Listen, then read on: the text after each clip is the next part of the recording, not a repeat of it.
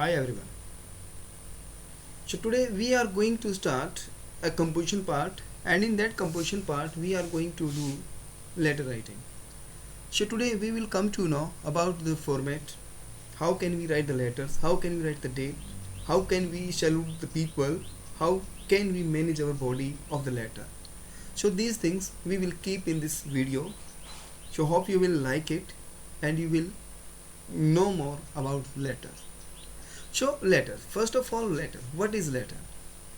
So it is written here as written or typed or printed communication sent in an envelope by post or messenger. So it is called letter. So a written, typed or printed communication sent in an envelope by post or messenger is called letter. So that is called letter. So in our routine life, we are writing letters. So not now, but in the previous days, in the old days, we have to write the letters. So now these smartphones has taken this smartphone has taken the place of letters. So now no need to write more letters, but official letters are going on. Official letters are today going on. So types of letters. Now we are going to tell the types of letters. So what is type of letters are there? So letters are three types: personal letters, business letters, and official letters. So personal letters, to whom we can write personal letters. So personal letters can be written to family and friends. Family members and friends can be written. Business letters to firms and businessmen. Business letters can be written to firms and businessmen. Official letters on government officers. So these are the types of letters. Now we are going to tell format of letters. So letters contains 6 things. What are these? एक letters के लिए 6 चीज़ें ज़रूरी हैं. सबसे पहले हम letters का में सेंडर्स एड्रेस लिखते हैं. तो हम कैसे सेंडर्स एड्रेस लिख सकते हैं, और ये भी बात का ध्यान रखें कि सेंडर्स एड्रेस हमें अपने पेज की जो पेज जिस सीट पे आप लिखने जा रहे हैं उस सीट के आपको लेफ़्ट हैंड पे लिखना है. मीन जिस भी सीट पे हम अपने लेफ़्ट हैंड से, जहाँ से हम इंग्लिश लिखना, हिंदी लिखना स्टार्ट करते हैं, कोई भी लैंग्वेज लिखना स्टार्ट करते हैं, तो हम करते हैं अपने लेफ़्ट से. तो हमें लेफ़्ट से लिखना स्टार्ट करना है. तो सपोज कीजिए कि सेंडर्स एड्रेस हम लिख रहे हैं, तो हम कैसे लिखेंगे? सपोज हम दिल्ली का कोई एड्रेस लिख रहे हैं, हम करनाल का कोई एड्रेस लिख रहे हैं, हम पानीपत का कोई एड्रेस लिख रहे हैं, तो किसी का भी हम एड्रेस लिख रहे हैं. So first of all we will write HN for house number. सो हाउस नंबर में भी 158 anybody. Yes you.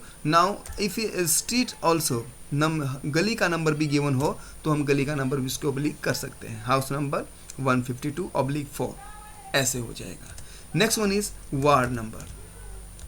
अगर है तो वार्ड नंबर, अगर आपका है तो, या किसी और का भी है तो, मैं सिर्फ आपको फॉर्मेट बता रहा हूँ. Ward number 4. अब नेक्स्ट में हम लिखेंगे वार्ड नंबर 4. अब उसके बाद हम लिखें, देखिए मैंने यहाँ पे कुछ एड्रेस लिखा भी है. ये वाला हाउस नंबर 164 सेंडर्स एड्रेस में, ward number 4 Rajiv colony, dist Panipat. So बेटा जी यहाँ पे मैं इसी को यहाँ पे से उठा के मैं एक बार फिर से आपसे बात करूँगा इस बारे में कि सेंडर्स एड्रेस के बारे में मैं आपसे फिर से बात करूँगा, और मैं यहाँ पे लिख भी देता हूँ. This is sender's address, sender's address ये है. तो इस अब सेंडर्स एड्रेस जो है हमारा, इस सेंडर्स एड्रेस के बारे में हम और डिटेल में बात करेंगे. तो देखिए house number 162, ward number 4 Rajiv colony, Panipat 132102 this one. तो देखिए मैंने हर एक के बाद में जो हमारा एड्रेस है, एड्रेस की हर एक लाइन के बाद में मैंने कोई साइन लगाया है. जैसे हमने कोमा का यूज़ किया है, तो क्या ये कोमा का यूज़ करना सही है? नो, ये कोमा का यूज़ करना सही नहीं है. इसलिए हम हर एक के पीछे से कोई भी साइन यूज़ नहीं करेंगे और हम वो सारे साइन हैं वो हटा देंगे. That's it. This is sender's address. चाहे एड्रेस कोई भी हो, आपने ऐसे लिखना है. तो हम उस एडर्स में सेंडर्स एडर्स जो है कोई भी कोमा कुछ भी साइन नहीं लगाएंगे। तो एज इट इज़, जैसा कि मैंने सामने लिखा है ऐसा ही हमने लिखना होता है। अब सेकंड नंबर पे आती है हमारी डेट। अब डेट जो आती है तो डेट को हम कैसे मेंशन करते हैं, कैसे हम लिख सकते हैं, उसके बारे में हम बात करेंगे। और ये मैं सिर्फ इंग्लिश की बात नहीं कर रहा हूँ, सॉरी, मैं इस तरह के बिजनेस पर्सनल या फॉर्मल लेटर्स की बात नहीं कर रहा हूँ, इनफॉर्मल या फॉर्मल लेटर्स की बात नहीं कर रहा हूँ, मैं सभी लेटर्स की बात कर रहा हूँ। तो इस सभी लेटर्स में की बात मैं कर रहा हूँ। तो डेट कैसे मेंशन आप करते हैं, देखिए इसके लिए डेट को मेंशन करने के लिए हमें क्या करना है, कैसे लिखना है हमने। देखिए कुछ डेट्स मैंने लिखी हैं, तो मैं उन्हीं डेट्स को वहाँ से उठा लेता हूँ और मैं यहाँ पे उनको रख लेता हूँ। ये हमारी डेट्स आ जाएंगी। अब डेट्स जो है हमारी, उस डेट्स में क्या है, आप क्या देख रहे हैं, मैंने आज की डेट को ही मेंशन किया है, मीन 22 को हमने मेंशन किया है। तो देखिए अभी हमने यहाँ पे लिखा है जो डेट है 22 अगस्त, 2020, 22 या 2028/2020 या अगस्त 22, 2020, जो 8। तो ये जितनी भी डेट्स लिखी गई हैं वो सारी की सारी डेट्स जो हैं उनका जो फॉर्मेट है वो रॉन्ग है, वो फॉर्मेट रॉन्ग है। तो कैसे हम इनको राइट कर सकते हैं, तो देखिए कैसे हम राइट कर सकते हैं। अब मैं पहले वाले की डेट को लेता हूँ, 22 AUGUST अगस्त। अब यहाँ पे हमने कोमा नहीं लगाना, स्पेस देना है और 2020 कर देना है, दैट्स इट। दूसरा ढंग क्या है इसको सही लिखने का, दूसरे ढंग से हम सही कैसे लिख सकते हैं।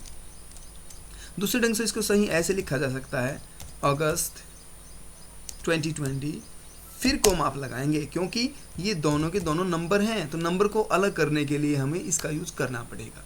तो ये दोनों जो है वो सही हैं। एक और भी है जो दूसरे ढंग मैंने लिखे हैं यहाँ पे, ये आप यूज़ ना करें, ये भी गलत है।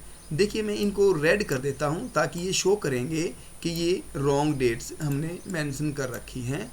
तो ये रेड है, ये भी मैंने इसको रेड कर दिया है। It means, red means these are wrong, तो ये गलत हैं।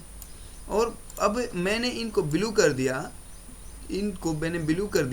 तो ये ब्लू क्या कह रहे हैं कि ये ब्लू कह रहे हैं कि these are the right one. तो ये हम फॉर्मेट यूज़ कर सकते हैं डेट लिखने का। अब दूसरी जो बात आती है, डेट के बाद आती है बात सैल्यूटेशंस की। सैल्यूटेशन, सैल्यूट का से सैल्यूटेशन बना है, सैल्यूटेशन। तो अब सैल्यूटेशंस कैसे लिखेंगे आप। सैल्यूटेशंस लिखने के लिए देखिए हम यहाँ पे यूज़ कर सकते हैं, क्या यूज़ कर सकते हैं हम, मैं वहीं से उठा लेता हूँ उसको भी।